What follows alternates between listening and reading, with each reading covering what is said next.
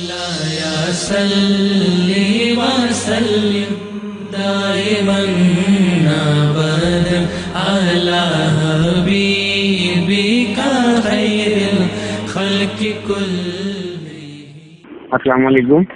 وعلیکم السلام ورحمۃ اللہ. کی اسم شریف ہے جناب سے؟ جی وقار مدنی جناب. اچھا اچھا اور خیریت ہے؟ ٹھیک ہو؟ الحمدللہ. گرامی جی جناب دا اسم گرامی میرا جی فضل احمد چشتی. حضور خیریت ہے؟ ٹھیک ہو؟ الحمدللہ. گھر بار خیر ہے جی؟ جی الحمدللہ اللہ کا کرم ہے. تسی سناؤ خیریت ہے؟ کتنے ہوں پنڈی؟ جی میں پنڈی ہوں. کس جگہ سے؟ پنڈی میں مفتی سلیمان صاحب انہیں کول آج کل میں واقعی چونکہ اپنا چھوٹا جا اسلامی ادارہ بنا رہے ہیں، مطلب بچیاں کا اتنے زیادہ مصروفیت. اچھا کتنے پڑھے ہو جی؟ جناب میں کچھ اتنے پنڈی سارے ایک استاد نے مفتی عبدالسلام صاحب انہوں کو پڑھتا رہا، پھر میں اتوں کراچی گیا کچھ ایسا بعد بھی. اچھا کی مسئلہ؟ سکول ڈاکٹر نائک والا طاہر القادری والا جڑا فتوا ابلیس کے راکھ والا، ہاں تو تسا انہوں نے ایک کٹہرے سے کھڑا کر دیتا برابر. اچھا اچھا کی مسئلہ تھوڑا چل رہا ہے؟ نہیں یہ کی فرما رہے ہیں؟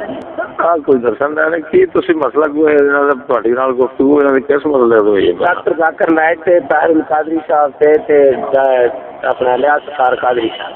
اچھا اچھا جی جی پتہ نہیں انہوں نے کفر کا فتوا لگیا ہے کیا اس طرح کا کوئی ہے کہ کوئی تحقیق ہو گئے تو پھر بندہ کفر پہ ایک دم.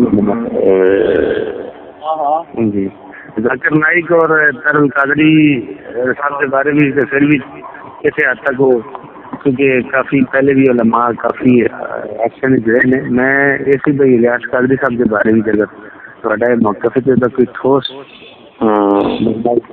ثبوت ہونا چاہیے.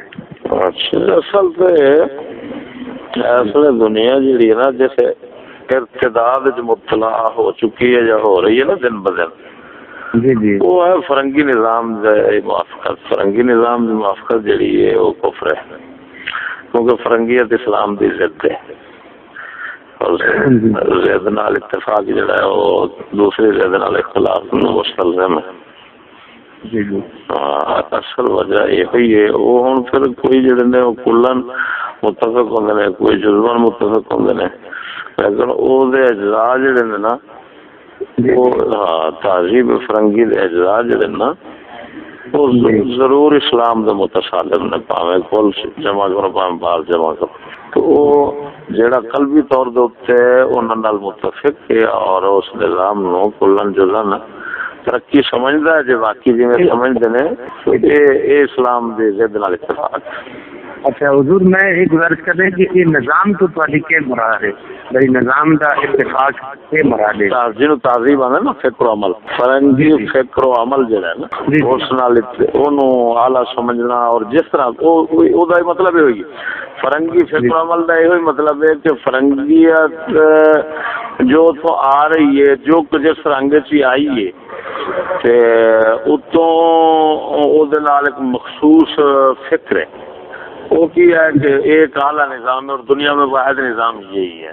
کسی کو ترقی سمجھیں گے، اسی کو یہ انسان کے بغیر نہیں جی سکتا. میں یہ سمجھنا چاہ رہا ہوں کہ آپ اس کی یہ فکر و عمل یا فرنگی فکر و نظر یہ مفہوم کلی ہے نا. میں یہ سمجھنا چاہتا ہوں کہ آپ اس کی جزیات اگر بیان کر دیں تاکہ میرے ذہن نشین ہو کہ جی جی وہ جناب ہے فرنگی کر سیاست، ایک ہے فرنگی معاشرت، جی جی ایک ہے فرنگی معیشت. جی جی ہاں اور سمجھ لگی جائے ترائے اجزاء نے تعزیب فرنگ یہ بھی ایک کلیات میں آ جاتا ہے. مثلاً فرنگی سیاست کا مطلب یہ ہے کہ موجودہ جمہوری نظام. سنو فرنگی سیاست جو ہے نا خالی جمہوری نظام ہی نہیں آمریت آ جاتی. فرنگی سیاست کا مطلب یہ ہے کہ اسلامی نظام حکومت جڑا ہے نا جی سمجھ آ رہی کہ نہیں آ رہی؟ جی بالکل.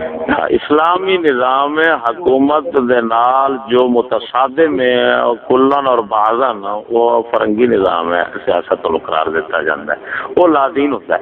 وہ لا دینیت جڑی ہے وہ کسی جزء شمار ہوئے کسی کل شمار ہوئے. لا دینیت ہر رنگ کفر ہوتی ہے.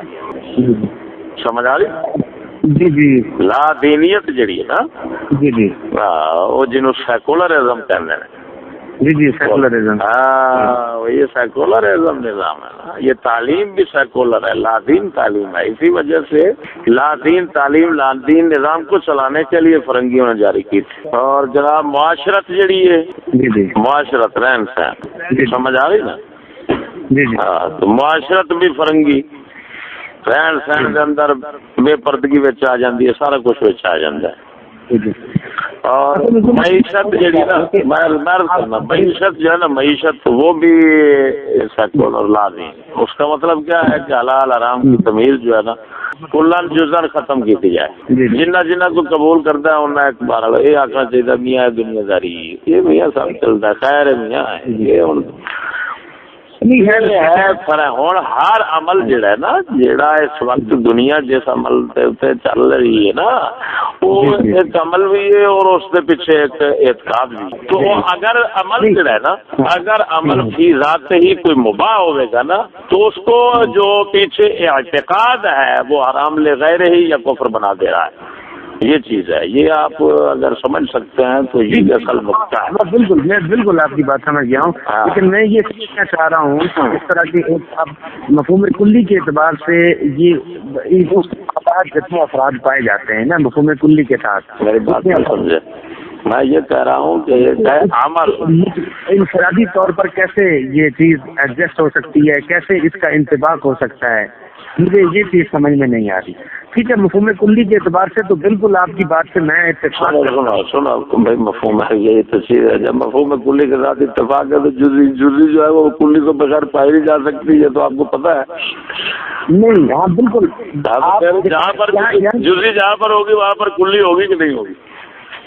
دیکھیں جزی کا وجود تو کلی کے بغیر دیکھیں آپ منطق میں اس کو میں مفہوم کلی سے مراد یہ کہ منطق میں نہیں میں سمجھانے کی عرض کر رہا ہوں بات عرض کر رہا ہوں. یہاں پر یہ منطق والا قاعدہ تو ظاہر چلتا ہی نہیں نا.